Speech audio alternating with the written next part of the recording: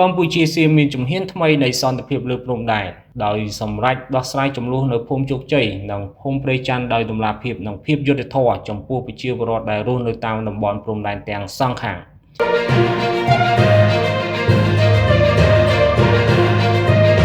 សូមជម្រាបសួរពុកម៉ែបងប្អូនជនរួមជាតិទាំងអស់គ្នាថ្ងៃនេះយើងនាំជូននៅដំណឹងដ៏សំខាន់មួយដែលនឹងធ្វើឲ្យពុកម៉ែបងប្អូនទាំងក្នុងនិងក្រៅប្រទេសមានមោទនភាពជាខ្មែរចំនួនព្រំដែននៅភូមិជោគជ័យនិងភូមិព្រៃច័ន្ទបានឈានទៅរកដំណោះស្រាយដ៏សំខាន់ដ៏រឹងមាំមួយដោយផ្អែកលើសន្តិវិធីនិងច្បាប់អន្តរជាតិសួរថាកម្ពុជាទទួលបានអ្វីខ្លះហើយហេតុអ្វីនេះជាជ័យជំនះដ៏ធំសម្រាប់ប្រទេសជាតិរបស់យើងកុំឲ្យខាតពេលវេលាយូរសូមតាមដានជាមួយយើងទាំងអស់គ្នាដើម្បីស្វែងយល់ពីព័ត៌មានលម្អិតនេះអំពីវឌ្ឍនភាពដ៏សំខាន់ក្នុងការខិតខំដោះស្រាយបញ្ហាចំនួនព្រំដែននៅភូមិជោគជ័យនិងភូមិព្រៃច័ន្ទដែលជាតំបន់ចន្លោះបង្គោលព្រំដែនលេខ42និង47រវាងកម្ពុជាសៀមស្ថានភាពបានឈានទៅមុខមួយជំហានដ៏រឹងមាំប្រកបដោយភាពច្បាស់លាស់និងតម្លាភាពជាងពេលមុនណាទៀតដោយភាគីទាំងពីរបានយកគោលការណ៍បច្ចេកទេសនិងច្បាប់អន្តរជាតិព្រមទាំងកិច្ចព្រមព្រៀងដែលមានស្រាប់មកជជែកគ្នាដើម្បីរកដំណោះស្រាយដោយសន្តិវិធីនិងគ្មានការបង្ខិតបង្ខំណាមួយឡើយនេះមិនត្រឹមតែជួយសម្រាលទុក្ខលំបាករបស់ប្រជាពលរដ្ឋដែលរងផលប៉ះពាល់ប៉ុណ្ណោះទេប៉ុន្តែថែមទាំងពង្រឹងទំនាក់ទំនងរវាងប្រទេសទាំងពីរសម្រាប់សន្តិភាពដ៏យូរអង្វែងតាមបន្ទាត់ព្រំដែនបញ្ហាដែលកើតឡើងនៅភូមិជោគជ័យនិងភូមិព្រៃច័ន្ទនៅខេត្តឧត្តរមានជ័យនេះបានចាប់ផ្ដើមពីការប្រើប្រាស់លួសបន្លានិងរបងកងឡានពីសំណាក់យោធាសៀមដើម្បីហ៊ុមព័ទ្ធផ្ទះសម្បែងនិងដីចម្ការនិងទីតាំងអាស្រ័យផលមួយចំនួនរបស់ប្រជាពលរដ្ឋខ្មែរក្នុងរយៈពេលជាង2ខែកន្លងមកនេះសកម្មភាពនេះមិនត្រឹមតែបង្កភាពលំបាកដល់ប្រជាពលរដ្ឋដែលរងគ្រោះដោយផ្ទាល់ដូចជាការរឹតបន្តឹងការចេញចូលការបាត់បង់ការងារនិងការខ្វះខាតស្បៀងអាហារប៉ុណ្ណោះទេប៉ុន្តែថែមទាំងបង្កភាពតានតឹងផ្លូវចិត្តដល់ប្រជាពលរដ្ឋទូទៅទាំងក្នុងនិងក្រៅប្រទេសដែលតាមដានព័ត៌មាននេះតាមរយៈបណ្ដាញសង្គមនិងសារព័ត៌មានមនុស្សជាច្រើនបានសម្ដែងការព្រួយបារម្ភអំពីសន្តិសុខជាតិនិងបូរណភាពទឹកដីដែលជាមូលដ្ឋាននៃអធិបតេយ្យភាពជាតិខ្មែរតាំងពីដំបូង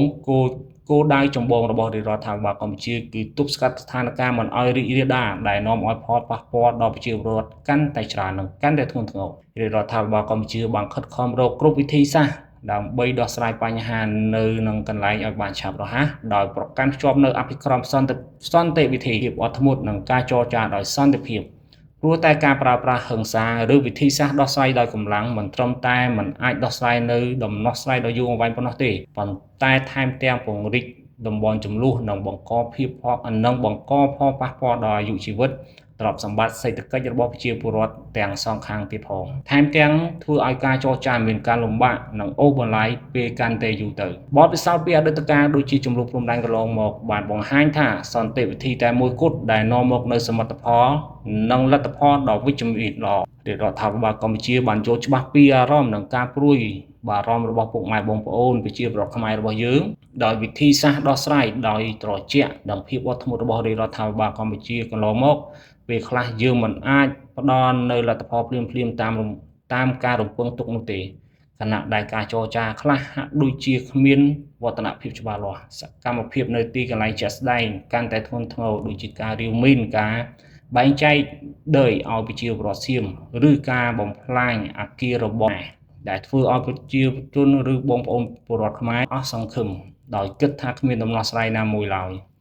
សូម្បីតែពេលខ្លះមានការយល់ច្រឡំដែលគិតថារាជរដ្ឋាភិបាលកម្ពុជាបានលួចឯកភាពកាត់ដីឲ្យចោលសៀមដើម្បីដោះដូរជាមួយនឹងបទឆុបបាញ់ឬកិច្ចព្រមព្រៀងសន្តិភាពទាំងនេះគឺជាការយល់ច្រឡំដែលមិនត្រឹមត្រូវហើយរដ្ឋាភិបាលក៏សូមបញ្ជាក់សារជាថ្មីថាគ្មានការលួចឯកភាពណាមួយក្នុងការកាត់ទឹកដីដែលស្ថិតក្រោមបណ្ដាញអធិបតេយ្យភាពស្របច្បាប់របស់កម្ពុជាយើងទៅឲ្យប្រទេសណាមួយឡើយជាក៏មិនរំលោភបំពានដែនអធិបតេយ្យរបស់ប្រទេសជិតខាងក៏ប៉ុន្តែក៏មិនព្រមឲ្យមានការរំលោភបំពានមកលើទឹកដីខ្មែររបស់យើងដែររាជរដ្ឋាភិបាលកម្ពុជានិងប្រជាជនតែងតែការពារបូរណភាពទឹកដីដោយផ្អែកលើច្បាប់អន្តរជាតិនិងសន្ធិសញ្ញាដែលមានស្រាប់បញ្ហាព្រំដែនរវាងកម្ពុជានិងសៀមគឺជាបញ្ហាប្រវត្តិសាស្ត្រដែលមានភាពស្មុគស្មាញនិងបន្សល់ទុករាប់រយឆ្នាំកន្លងមកហើយចាប់តាំងពីសម័យអាណានិគមបារាំងសៀមរហូតដល់សម័យសង្គ្រាមត្រជាក់និងក្រោយសង្គ្រាមទៀតដើម្បីដោះស្រាយយើងត្រូវរួមគ្នាប្រើប្រាស់វិធីសាស្ត្រដោយសន្តិវិធីដើម្បីធានាថាប្រជាពលរដ្ឋទាំងសងខាងអាច រស់នៅដោយសុខសាន្តនិងសហការគ្នាក្នុងការអភិវឌ្ឍសេដ្ឋកិច្ចតាមរយៈតាមព្រំដែនដំណោះស្រាយណាមួយដែលអាចទទួលបានត្រូវផ្អែកទៅលើគោលការណ៍តម្លាភាពការឯកភាពគ្នាដោយស្មារតីគ្នាគ្មានការបង្ខិតបង្ខំនិងប្រើប្រាស់យន្តការព្រមព្រៀងរួមទាំងសន្ធិសញ្ញាបារាំងសៀមឆ្នាំ1904និងឆ្នាំ1907អនុសញ្ញាអន្តរជាតិនិងកិច្ចព្រមព្រៀងទ្វេភាគីដូចជា MOU ឆ្នាំ2000ក្នុងន័យនេះការវាស់វែងឬខណ្ឌសេមាព្រំដែនស្ថិតនៅក្រោមសមត្ថកិច្ចរបស់គណៈកម្មការព្រំដែនចម្រុះកម្ពុជាសៀម JBC ដែលត្រូវដោះស្រាយដោយសន្តិវិធីស្របតាមសន្ធិសញ្ញានិងកិច្ចព្រមព្រៀងដែលមានស្រាប់ JBC បានធ្វើការរួមគ្នាក្នុងការប្រកបដោយផ្លែផ្កាយជាច្រើនក្នុងរយៈពេលជាង20ឆ្នាំកន្លងមកនេះដោយបានបោះបង្គោលព្រំដែនជាច្រើននិងដោះស្រាយចំនួនតូចតាចមួយចំនួនទោះបីជាមិនទាន់បានបញ្ចប់ទាំងស្រុងក៏ដោយក្នុងកិច្ចប្រជុំ JBC រយៈពេល2ថ្ងៃពេញថ្ងៃទី21 22ដុល្លារឆ្នាំ2025កន្លងទៅថ្មីៗនេះដែលទើបនឹងបញ្ចប់នៅរំលងអាទិត្យចូលថ្ងៃទី23ដុល្លារភាគីទាំងពីរបានពិភាក្សាគ្នាយ៉ាងល្អិតល្អន់និងស៊ីជម្រៅពាក់ព័ន្ធនឹងការស្វែងរកដំណោះស្រាយដោយតម្លាភាពនិងត្រឹមត្រូវតាមគោលការណ៍ដែលបានឯកភាពគ្នាក្នុងគោលបំណងឈានទៅដំណោះស្រាយបញ្ចប់ចំនួននៅភូមិជោគជ័យនិងភូមិព្រៃច័ន្ទដើម្បីសម្រេចបានភាគីទាំងពីរបានឯកភាពគ្នាបន្តធ្វើសកម្មភាពតាមលក្ខណៈបច្ចេកទេសរួមទាំងការវាស់វែងរួមគ្នានិងបោះបង្គោលបណ្ដោះអាសន្នដោយប្រើផែនទីຂະຫນາດ1លើ2សែនតាមសន្ធិសញ្ញា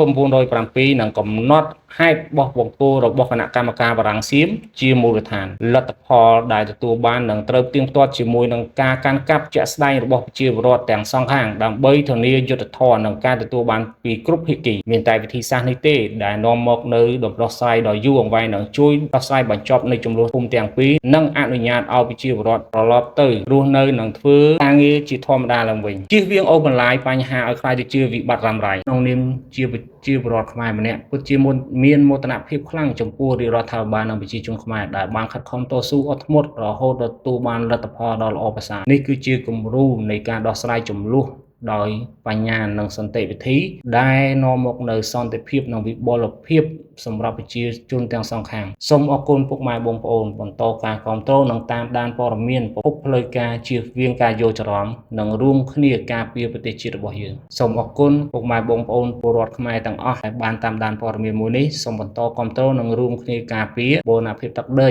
ជាមួយរដ្ឋាភិបាលកម្ពុជាដើម្បីសន្តិភាពនិងវិបុលភាពរបស់ប្រទេសជាតិរបស់យើងបើពេញចិត្តវីដេអូមួយនេះសូមជួយចុច Subscribe Like និងចែករំលែកវីដេអូនេះម្នាក់មួយផងខ្ញុំបាទសូមគោរពអរគុណនិងសូមគោរពអធិស្ឋានទុកជាមុនបើសិនជាខ្ញុំនិយាយឬក៏លើសលួសនៅខ្វះខាតនៅត្រង់ចំណុចកន្លែងណាសូម